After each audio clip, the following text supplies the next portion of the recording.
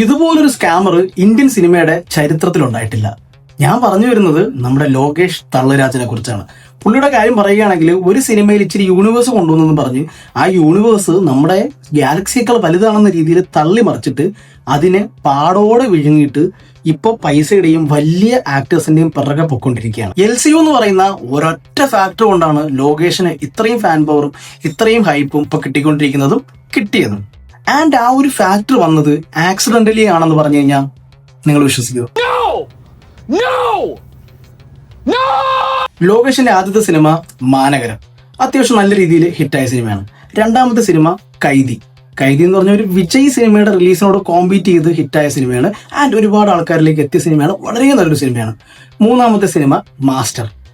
ഇവിടെ ഗെയിം മാറുന്നത് അടുത്ത സിനിമയിലാണ്. നാലാമത്തെ സിനിമ വിക്രം.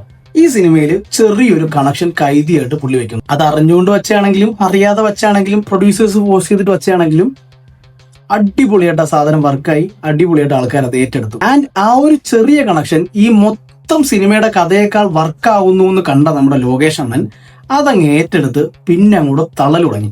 ഈ യൂണിവേഴ്സ് ഞാൻ സിനിമയിൽ വരുന്ന കാലം മുതലേ പ്ലാൻ ചെയ്തതാണ്. എൻ്റെ കയ്യിൽ ഒരു 10 വർഷത്തെ യൂണിവേഴ്സിന്റെ കംപ്ലീറ്റ് സ്ക്രിപ്റ്റ് ഉണ്ട്. ആൻഡ് ഒരുപാട് സിനിമകൾ ഞാൻ വരുന്നുണ്ട്. ഈ LCU എന്ന് പറയുന്നത് വളരെ വലിയൊരു യൂണിവേഴ്സാണ്. ഇതിൽ എത്ര കോടി സിനിമകൾ വേണമെങ്കിലും എനിക്ക് എടുക്കാൻ പറ്റും. ഇതിലുള്ള സിനിമകൾ മൊത്തം എടുത്തതിന് ശേഷം ഞാൻ എൻ്റെ കരിയർ അവസാനിപ്പിക്കും എന്നൊക്കെ പറഞ്ഞ് ചില്ലറ തള്ളൊന്നുമല്ല ഈ മച്ചാൻ തള്ളി വിട്ടത്. അതുകൊണ്ട് തന്നെ പുള്ളിയുടെ അടുത്ത് വരാൻ പോകുന്ന സിനിമയുടെ ഹൈപ്പ് എന്ന് പറയുന്നത് 100 ഇരട്ടിയായി. അത് കഴിഞ്ഞ് വന്ന സിനിമ ലിയോ കണ്ടു നിങ്ങൾക്ക് മനസ്സിലാവും ഇയാൾക്ക് യൂണിവേഴ്സിനെ കുറിച്ചും LCUവിനെ കുറിച്ചും പ്രത്യേകിച്ച് ധാരണയോ പ്രത്യേകിച്ച് സ്ക്രിപ്റ്റോ പ്രത്യേകിച്ച് പ്ലാനോ ഒന്നും തന്നെ ഇല്ലെന്ന്. കാരണം ലിയോയിൽ വന്ന LCUവിന്റെ കണക്ഷൻസും ലിയോയിൽ വന്ന LCUയുടെ ക്യാമിയോസും ലിയോയിൽ വന്ന LCUയുടെ ആ ഒരു ഫാക്ടേഴ്സും ഒക്കെ ഫോഴ്സ്ഡ് ആണ്. പക്കാ ഫോഴ്സ്ഡ് ആണ്. നാച്ചുറൽ ആയിട്ടോ ആ സ്റ്റോറി ആയിട്ട് ബ്ലെൻഡ് ആയിട്ടുള്ളതോ ഒരു സാധനമില്ല. യൂണിവേഴ്സ് കൊണ്ടുവരണമല്ലോ, യൂണിവേഴ്സുള്ള സിനിമയാണല്ലോ, യൂണിവേഴ്സ് ഇല്ലെങ്കിൽ ഞാനില്ലല്ലോ എന്ന് കണ്ട് പുള്ളി ആ സാധനം ഫോഴ്സ്ഫുള്ളി കുത്തിക്കയറ്റി. ആൻഡ് ആ സാധനവും അത്യാവശ്യം കുഴപ്പമില്ലാതെ ആൾക്കാർ ഏറ്റെടുത്തു. കുറെ ക്രിറ്റിസിസം വന്നു, പക്ഷെ ഏറ്റെടുത്തു. പുള്ളിക്ക് വലിയൊരു റീച്ചായി. അടുത്ത ഡേറ്റ് രജനീകാന്തിന്റെ കിട്ടി കൂലി. അതോടുകൂടി അണ്ണന്റെ കാര്യത്തിൽ ഏറെക്കുറെ തീരുമാനമായി.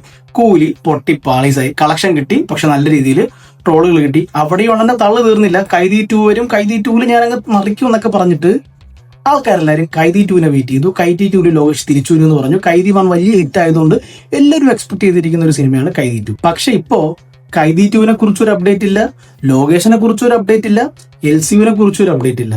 പുള്ളി വീണ്ടും വലിയ സ്റ്റാറുകളെ തപ്പിപ്പിടിച്ച് സിനിമ ചെയ്യാനുള്ള തിരക്കിലാണ്. LCUവിനെ കുറിച്ച് പുള്ളി ആലോചിക്കുന്ന പോലുമില്ല.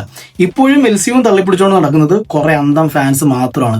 ലോകേഷ് തിരിച്ചു വരും, LCU തിരിച്ചു വരും, കൈദി 2 വരും എന്നൊക്കെ പറഞ്ഞിട്ട് അവരിപ്പോഴും പ്രതീക്ഷിക്കുന്നുണ്ട്. ഏറ്റവും വലിയ കോമഡി എന്ന് പറഞ്ഞാൽ കൈദി 2 ഇനി വരും, വിക്രം 2 വരും. അതിൽ ഈ LCUയുടെ എല്ലാ ക്യാരക്ടേഴ്സും ഒരുമിച്ച് വന്ന ഒരു അവഞ്ചേഴ്സ് എൻഡ് ഗെയിം പോലൊരു സാധനം ഉണ്ടാവും എന്നൊക്കെ വിശ്വസിച്ച് കുറെ മണ്ടന്മാരിപ്പുണ്ട്. അവരുടെ കാര്യം ആലോചിക്കുമ്പോൾ എനിക്ക് സഹതാപം തോന്നുന്നുണ്ട്. ഒന്നും വരാൻ പോകുന്നില്ല.